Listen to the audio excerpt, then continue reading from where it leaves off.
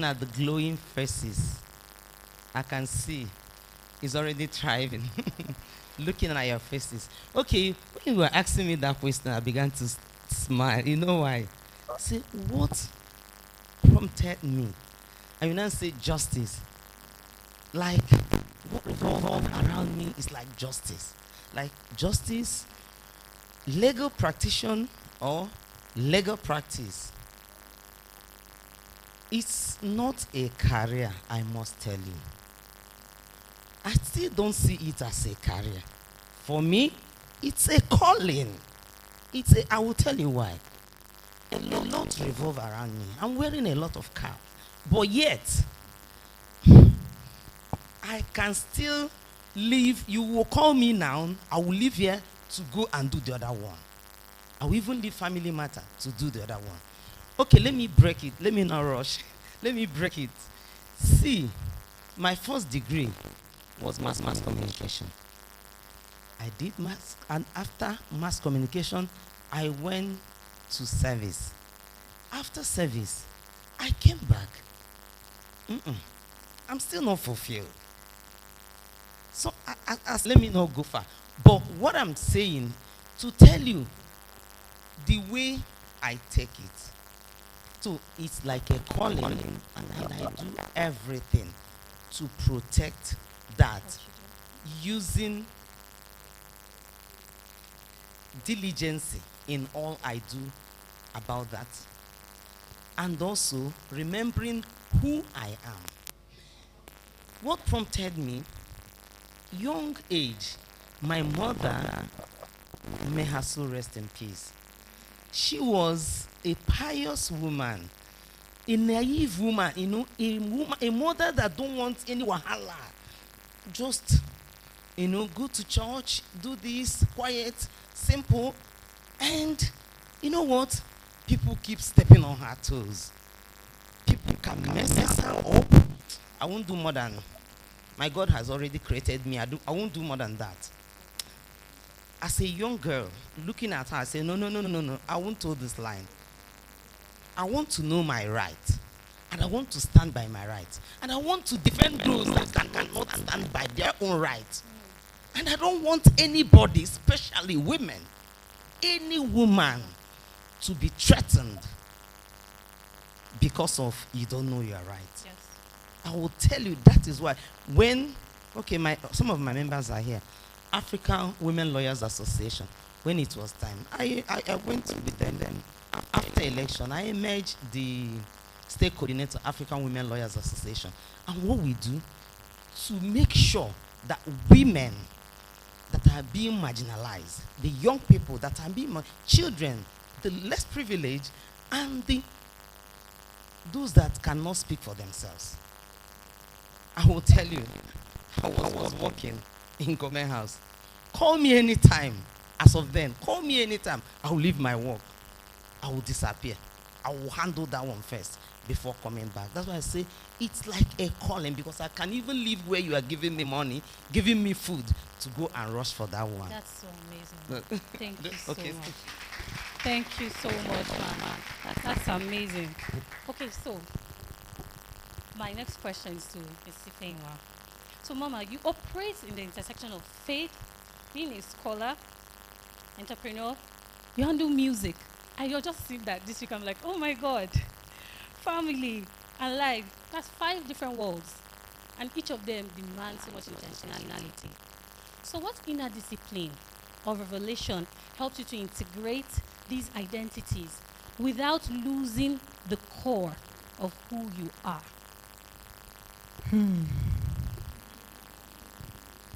Well, again, I want to say good afternoon, everyone.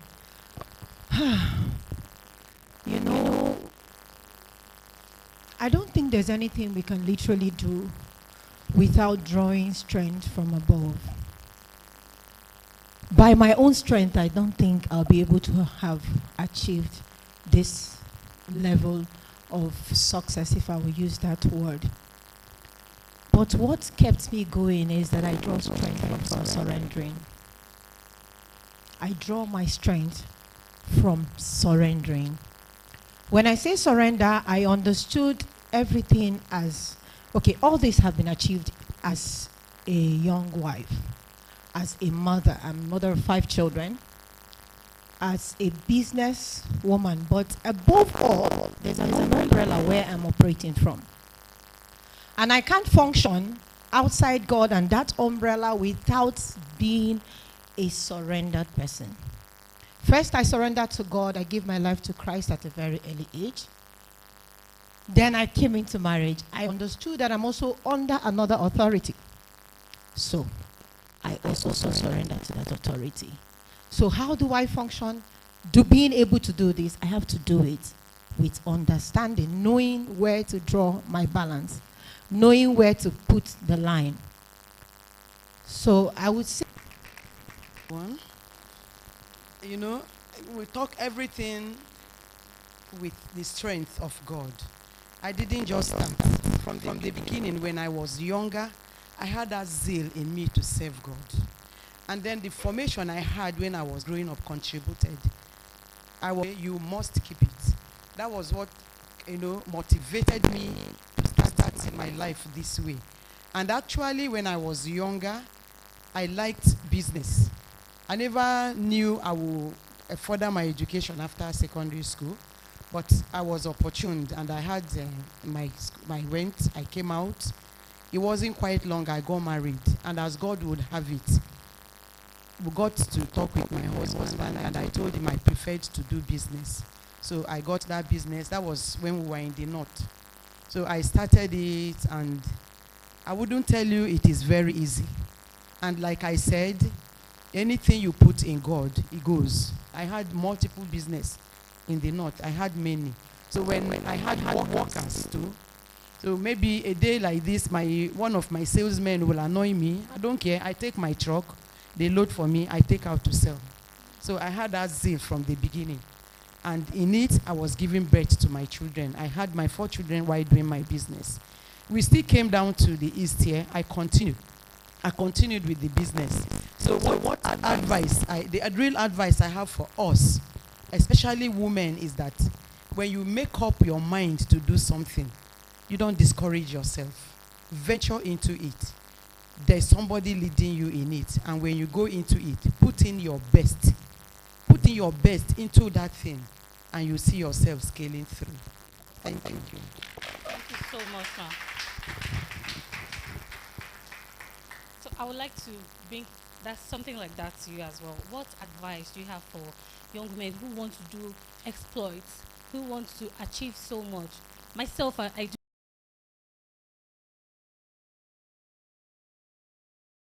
do a lot, and I want to balance things up.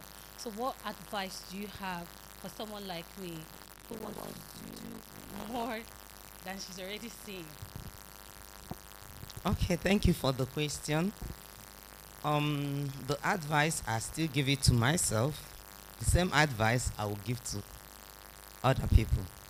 The first is, you should know yourself. You should know your strength. You should know your weakness. It's not everything you jump into. It's not everything people do you still want to do. When you know yourself, whom you are, whom you really are, the strength you have, then stand on your strength. Don't even bother looking at the society where we are now, when they will tell you the youth is tomorrow leaders, or they will still say old but youth at heart. Don't look at them.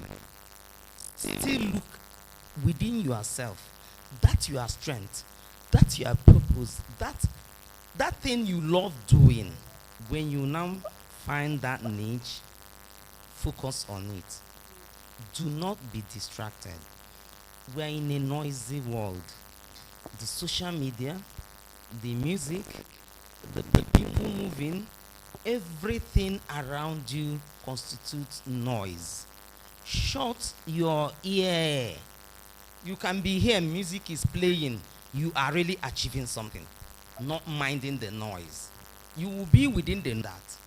When you focus on that, you will find out that your strength will surprise you. You will see that The strength is more than you were even expected. Yeah. So keep staying on your lane, because when you run your race on another person's lane, you will never get anything. Yes. Stick to your lane. Yes. Consistency, continuously calling on your God, leaning on your God, telling him you can do it without you. Yeah. Cut off from me, I can do nothing. Be with God, you can achieve all. Standing on your lane, you can achieve all. Yeah. You can still thrive. You have a thriving face. Yeah. You surely thrive. Thank you so much. Thank you so much, ma'am. Because I want to learn so much more, but then because of the time constraints, do we have permissions to come to meet you later to talk to the end of this session? I'm sorry. I'm so sorry. I can see people. But I'm so sorry for time's sake. We have come to the end of this session. Thank you so much for coming, ma'am. All right, wonderful panelists. Please a round of applause for our panelists and our Mauritius cake. Can I have the ushers bring this in front so we can find it? We should have cut the cake when we did the book launch, but I think it's perfect to do that now. So please, let's go back. DJ, can we have something playing in the background? All right, so I'll be calling on the convener, Mrs. Chinwe. Let's go, okay. Please, ma'am, let's cut the cake. Just bring it forward. Okay, we're calling on Venerable. Venerable Chidebere Onyedun, please join. Let's call Venerable Martin Ibaga and your wife as well, your beautiful wife.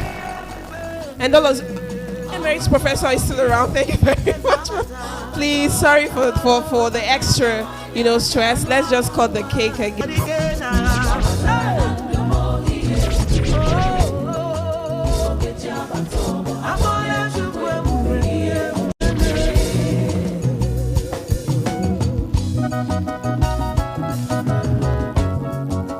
All right.